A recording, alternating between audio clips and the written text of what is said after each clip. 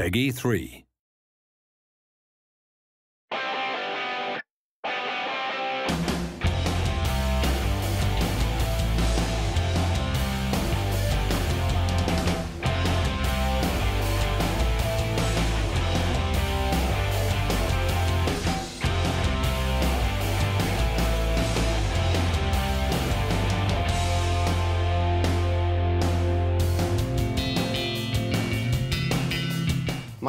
Milestone returns to rallying and does so with a truly important and highly regarded license, that of the WRC.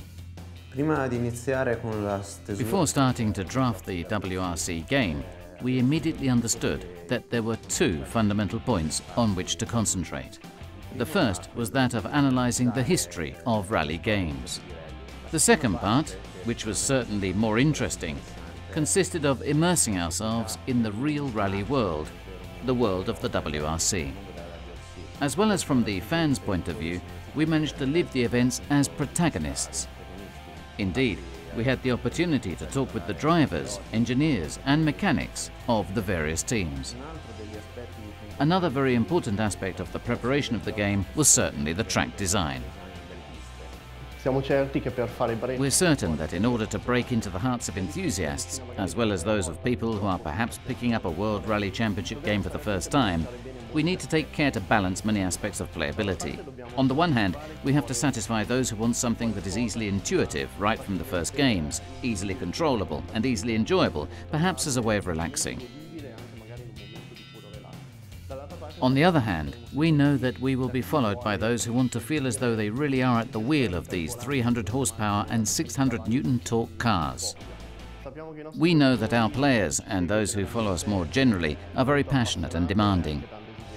Then again, we also are very demanding on the development side.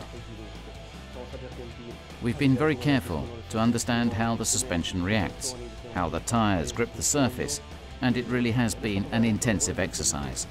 This is because, while it is already very difficult faithfully to replicate the behavior of an automobile on an asphalt circuit, this becomes exponentially more difficult in the case of the World Rally Championship, because we need to interface not only with the driver and his car, but also with the environment that surrounds them. The interaction with all that is the outside world has also been studied closely. We therefore need to pay attention not only to the road, but also to what is off-road, because if the main motto is "stay on the road," it is also true that in the moment in which we make a mistake, we can run into lots of errors. We could put a wheel in a rut, end up in a ditch, make a crossways jump, be careful with the landing. Therefore, we are not only simulating all that is the physical behavior of the car as it drives, but we're also simulating that which happens at the moment of the incident: overturning, destruction of the bodywork and less well-performing components. The work behind this is truly enormous, but also really engaging.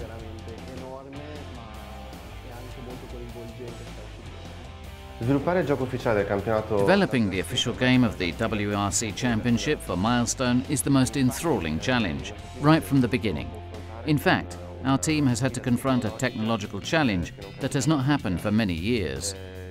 From the closed circuits of the previous titles, we passed to a technology based on the open environment, with an extreme variety of structures and vegetation, all typical for each location of the rally. In the real rally world, a competition is made up of 20 or 30 special stages of 15 to 20 kilometers that are raced over 3 days. Obviously, it was not possible to transpose directly such a competition into a video game, but we had to be prepared to concentrate all the emotions that a driver must deal with in an entire weekend into very short gaming sessions. Once all this information had been gathered, it was important to understand how to go and create the real bands and the bands of the special stages that would then be used in the game. From the forests of Wales to the deserts of Jordan, for example, we studied how to recreate all the peculiarities and the different types of elements that characterize these landscapes. This strong aesthetic characterization of the environments was then followed by a broad analysis of the physicality of the same environments, or rather an analysis of the conformation of the environment in the face of the mechanical car. In our WRC, the player will not only compete against his opponents, but also with the surrounding environment. So the real challenge will be to arrive at the finishing line by battling with the environment and challenging its harshness. Our aim is that of creating a game that's realistic, but accessible to all. La parola chiave che abbiamo voluto dare. The key words that we've been using in our brainstorming sessions were, "World is our stage." And so, right from the menu, the thing that will appear to the player really is the world. It pleased me to think of dividing WRC into two faces. One face that is more the face of concentration, of immersion, that is, the menu part. This has very slow movements and high-impact content, and serves to migrate the player slowly into the environmental context in which the race will take place.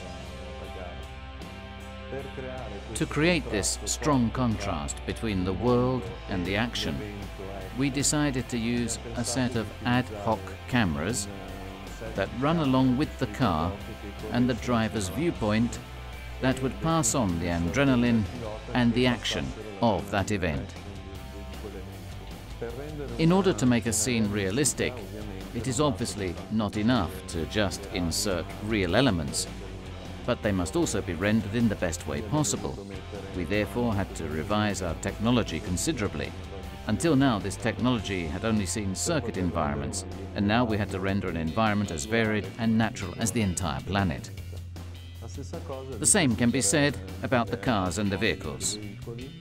Having a single vehicle, compared to the previous titles, we wanted to aim very much at the quality.